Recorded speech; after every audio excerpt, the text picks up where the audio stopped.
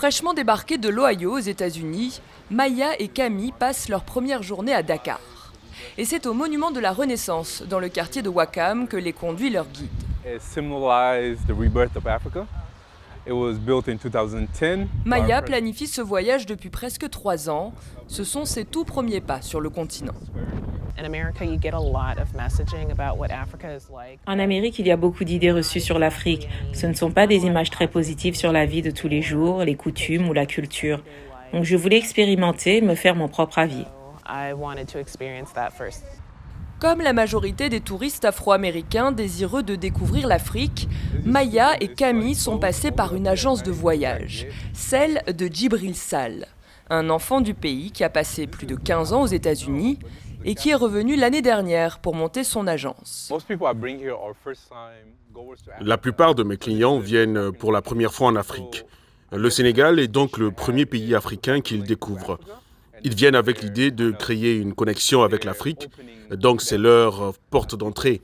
En tant qu'afro-descendants, ils veulent se connecter avec leurs racines et je leur dis que c'est ici et qu'ils peuvent trouver cela et avoir une relation sincère et authentique.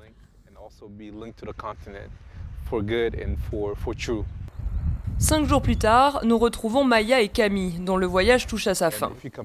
Pour leur dernier jour, Djibril leur fait découvrir son quartier d'enfance, à côté de la mosquée de la Divinité. Pour les deux Américaines, le point d'orgue de leur séjour a été la visite sur l'île de Gorée, au lieu mémoriel et touristique, symbole de l'exploitation humaine pendant la traite négrière. Ce qui m'a le plus marqué, c'est notre visite sur l'île de Gorée. Je suis toujours en train de réaliser l'histoire qui s'est passée, la tragédie qui a eu lieu là-bas. C'était intéressant et beau à voir et en même temps douloureux d'avoir un aperçu de ce que nos ancêtres ont traversé.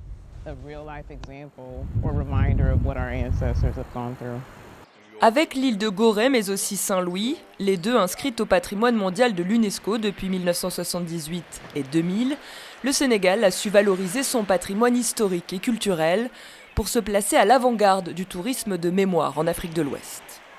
Alison Fernandez pour VOA Afrique, Dakar.